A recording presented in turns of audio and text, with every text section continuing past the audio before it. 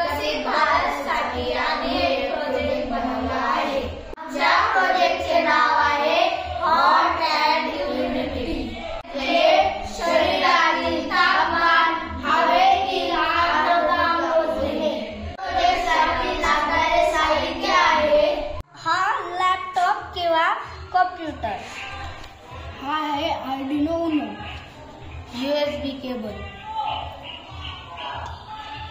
Connecting wire आणि त्यानंतर लागणारे सेन्सर. यासाठी लॅपटॉपवर ब्लॉक इन्स्टॉल केले. दोन स्टँड घेतले तर आर्डिनो कनेक्ट केले. या प्रोजेक्टचा जास्त उपयोग होतो.